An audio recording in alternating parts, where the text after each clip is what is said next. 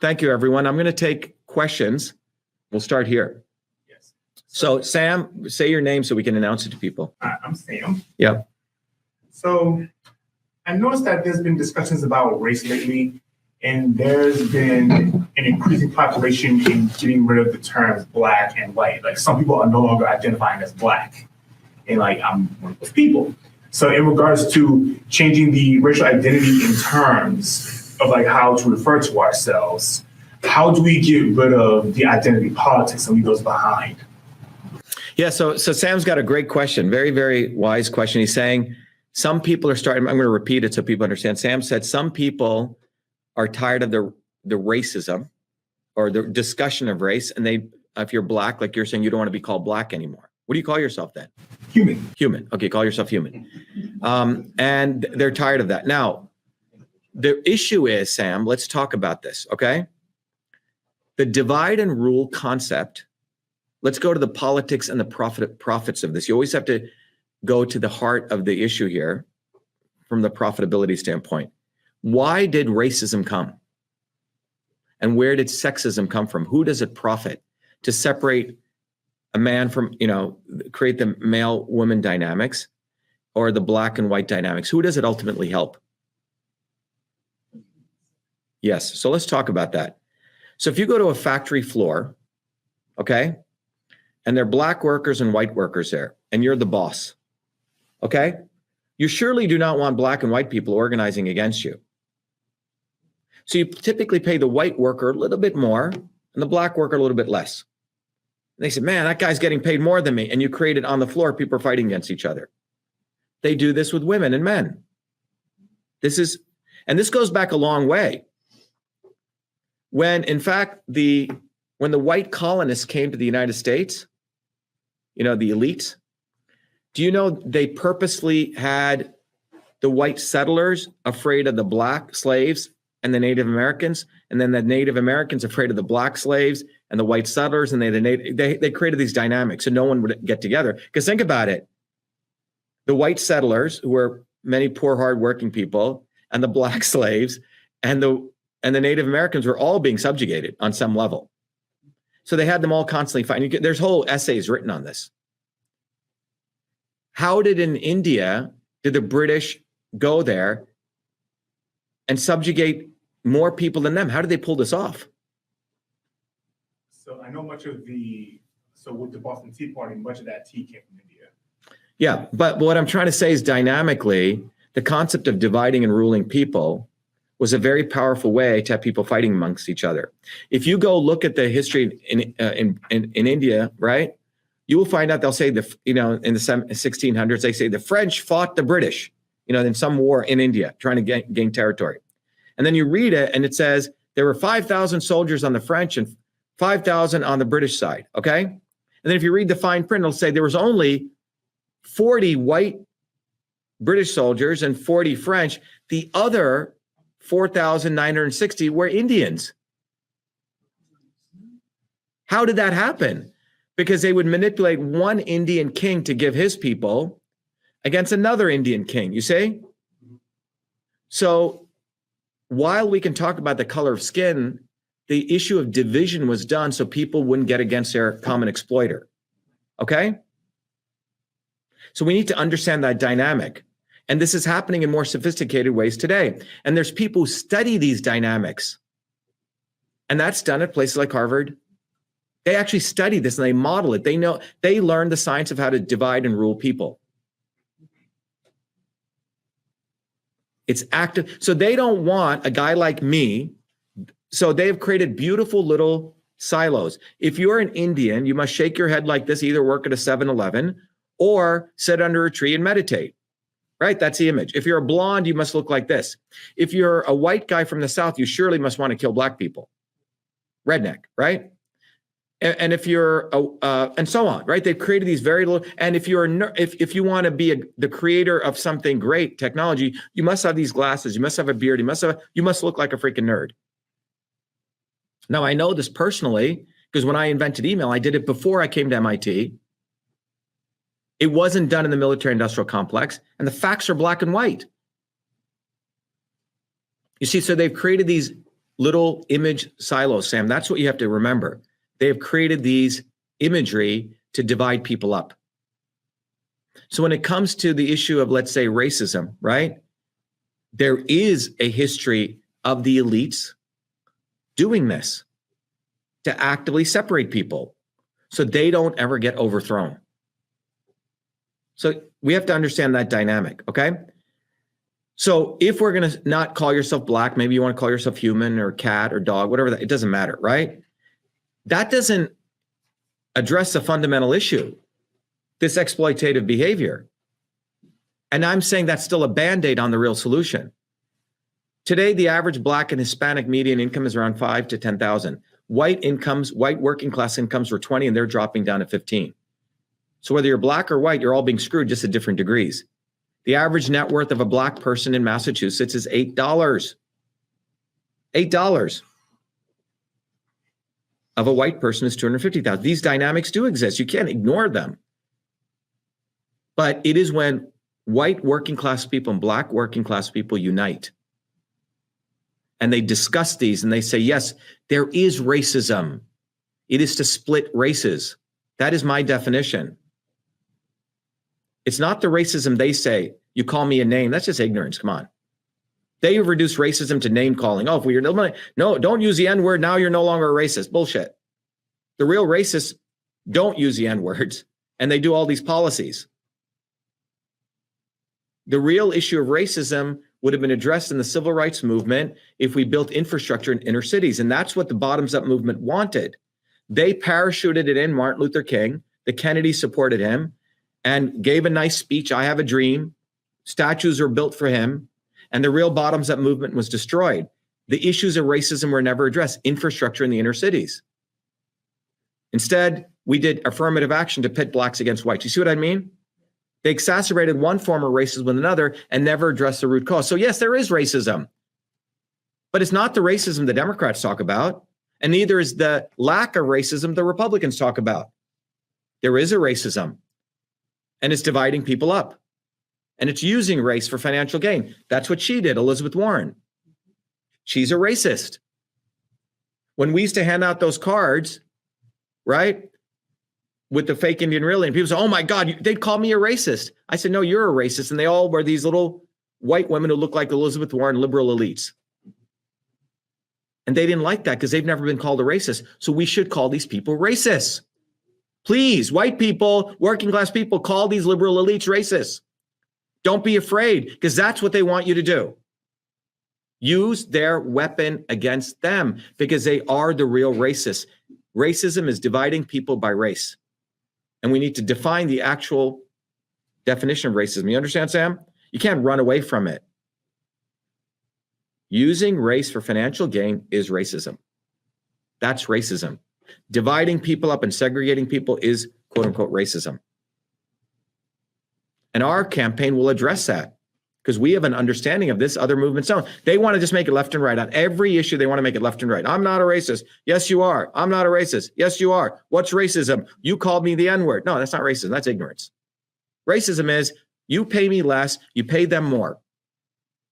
You allow that idiot, Elizabeth Warren, who says she's a Native American, lies about it to get into Harvard. And we're the ones who forced her to take that DNA test, not Trump. We did that. Everyone knows that. We sent her the DNA test kit. We sent it to her 3 times. I said, I'll give you my $10 million building. We put up nearly 1,000 signs all over. She couldn't walk away from it. That was a victory. So let's start giving credit to, does that answer your question, Sam? Yes. There is a racism, and the real racists are Elizabeth Warren. Don't run away from racism. They've checkmated you. And that's what they've done. The Republicans and the Democrats have checkmated the Republican, conservative, working class people or hardworking people, calling them racist. Ooh, let's not talk about racism, because if we do, we're following the Democrats. You see what I'm saying? Very subtle. Next question. Yes. My name is Robin. Hi, Robin. How do you do? Good. It's a pleasure. What can we do to push back against the climate change movement? Okay, so the question is, what can we do to push back against the climate change movement? Our movement is going to do that on the ground, and we've already done that. Back in 2017, if you notice, I did a video which got like 100 million views. It literally on a whiteboard, I drew out the entire climate change scam and what the Paris Accords was really about. And by the way, Elon Musk is behind all this. You know that, right? So the only way, Robin, is through education. And we need to begin by teaching people at the ground level, what is evidence? What is the definition of evidence? Anyone know? No. Evidence is reproducible predictions. I'll repeat that again. Reproducible predictions. That is what the definition of evidence is. Hi, Mesa. Hey, Kristen. That's the definition of evidence. You got it? When you look at so as a scientist, as a real scientist, what do I spend most of my life on? You see something, a phenomenon in the world, and you spend most of your life trying to explain that phenomenon and trying to predict it, right? Because once you can predict a phenomenon, then you know you figured out the laws of the universe. If I have a little cannon here, Robin, and I shoot it over to you, little, let's say not a weapon, but a little tennis ball, because I understand the laws of gravity, I can predict exactly at what angle I shoot it and when it'll reach you. You know that, right? Because I understand the equations of motion. And I can predict that every time. That's evidence, okay? What's happened with the climate change nonsense is they do a couple of and you see Elon Musk, and I call him a scumbag because that's what he is. I think he's an actor. He gives a talk at the Paris Accords and he purposely confuses carbon with CO2. That would be no different than confusing hydrogen with water. And they have this diagram saying CO2 levels are going up and temperature is going up. Actually, when you look at it over the 600 million history of the planet, CO2 levels and temperature actually, they're inversely correlated. There have been times when CO2 levels have been really low and temperature's been high, and when CO2 levels have been high and temperature's been low. And we've educated people on it. But the fundamental issue is the following, that you have people, and you go to the heart of this, Robin, is that science has become a prostitution racket. The oldest profession now has invaded scientists. In fact, most of those people at MIT, Harvard, et cetera, practice the oldest profession. And what has occurred is since the passing of the Mansfield Amendment in 1970, and by the way, most politicians won't even know what the hell that is. It was when there used to be a small amount of the military budget, which was for basic research. And they would just give the money away to do wild and crazy research. But it was such a small piece of this enormous budget, no one even remembered it. And then somewhere along the way, that little small piece of the budget was transported during the Vietnam War because people didn't want to fund the military anymore. That budget, which was still an enormous budget, went under two organizations called the NSF and the NIH, which are under the executive branch. And they became highly politicized money. So science became highly politicized. So at a fundamental level, our movement's going to educate people on what every 6 weeks, we're going to do an orientation. I'm going to educate people on what is the scientific method, what people should be taught. And we're going to educate, how do you do science? What is evidence? And how do you gather data? And in that talk, people are going to learn what a scam the entire climate change bullshit is. And we're going to arm people with facts. By the way, the good news is most working class people don't believe this stuff. Anyone who works with their hands knows it's garbage. You know who believes the climate change stuff? The idiots who don't know what science is, but got a degree in science or got a degree in humanities, typically. Okay? So what's happened is the sun is around 6,000 degrees Kelvin. It sends a certain amount of radiation to this thing called the Earth. And when that radiation comes, about 340 square meters of that radiation hits the Earth. 140 gets dissipated back into the atmosphere. The remaining 200, if my numbers are right, come into the Earth. And they're supposed to get dissipated out to balance the energy equation. And that dissipation occurs through a process called convection. Convection is no different than if you took a hot pot and you placed it on your heater. And, if you put some water in there, you get all those little steam and the other stuff, that convection occurs. That convection process is a very complex set of interactions between the turbulence of the oceans and the fluid in the atmosphere. And that's called a fluid flow turbulence. And we don't even have a solution for that equation. You can win $1 million if you solve that in science. It's called the Navier-Stokes equation. Without solving that, they've made this hypothetical guesses on mathematical models. And all those mathematical models, all the 133 mathematical models don't even concur. And what they've created is like an ice cream cone of flavor. So there's a flavor for everyone. Some models predict all the ice caps are going to melt, and other models predict no will melt. And there's everything in between. It's not science. That's not reproducible predictions. It's not evidence. It is throwing a dart at something and averaging them out. That's what they're doing. It's bogus science. Billions of dollars are behind this. If you're an MIT professor now and you say cockroaches and climate change, you'll get funded. Anything with climate change gets funded. Remember when bioterrorism was taking place? So all these professors, they would put the word bioterrorism in their research and it would get funded. So that's what's going on. It's a whore fest. The reality is the Paris Accords allows China to double their pollution from 11 billion metric tons to 22 billion. India is allowed to double their pollution. In fact, America's gone down. The issue is pollution. It's not CO2. CO2 is necessary. The CO2 levels were very low in the 1800s. CO2 levels used to be 7,000 parts per billion, whatever. We need CO2 levels. All the potheads pump CO2 into their greenhouses. CO2 is very necessary. It's not a pollutant. The number one cause of death in the world right now is COPD and lung with all the pollutants in the atmosphere. We're not addressing pollution. We're deviating the problem. And these batteries for these electric vehicles, no one wants to talk about that, right? They don't have enough of it. Not only, well, they're going to mine, but the bottom line is to talk about the exploitation that takes place in Africa to do that. So you're a Tesla riding elite exploiting, poor workers, young kids, right? So the contradictions are so crazy.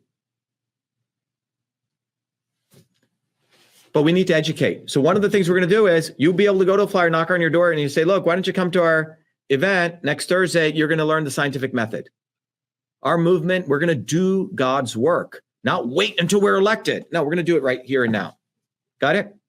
That we're going to give everyone the opportunity to be a human being and to be an American, not to outsource their stuff to some fools anymore.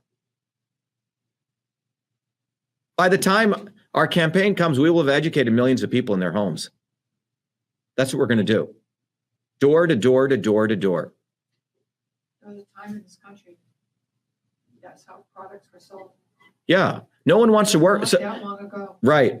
I used to go door to door. My first job, my parents had very little money. When I was, I think, 9 years old, I wanted to get a sleeping bag. And I used to get these comic books, and the back of it said you could order the burpee seeds. And I ordered those seeds, and I went door to door. It was their number one sales kit. And I got my sleeping bag, Door to door is hard because you have to get your pitch down. You have to have a good product. So I've done that. We need to get people working, like actually valuing work. We need to value people who work for a living. In your own families, encourage people to get the fuck up and work. Seriously. They want people to be lazy. They want people not to work, and they call that workers. No, that's called the lumpen proletarian. Maybe some of these Marxists should actually go read Marx. And we will talk about, on our campaign, we're going to talk about communism and Marxism, and we're going to embarrass the left, because I know communism, and we're going to embarrass the right talking about Jesus Christ. You want to talk about religion? Let's talk about Jesus Christ. He took a whip and he whipped the bankers. All these evangelicals who act as though they know about Christ. They don't know shit about Christ. I'm sorry. Christ matched his deeds on earth as he did in heaven. His biggest enemies were the Sadducees and the Pharisees, not the Romans, the people who said they were going to help people. So we're going to call the right from the right. So all you right wingers, we're going to get you from the right. You won't know what hit you. And all you left wingers, we're going to hit you from the left. The right hits the right, the left hits the right from the left, and the right hits the left from the right. We're not going to do that. We're going to expose the right from the right. I'm a Christian. Really? Are you really a Christian? Let's talk about that. You really want to work for workers? Let's talk about that. Because I've went through all the manuals of Das Kapital. I've gone through all the works of Adam Smith. We will expose you when you say you're for working people. You want to enslave working people. You want to make them not work. The left is in for a big surprise with our campaign. And so is the right. Get ready.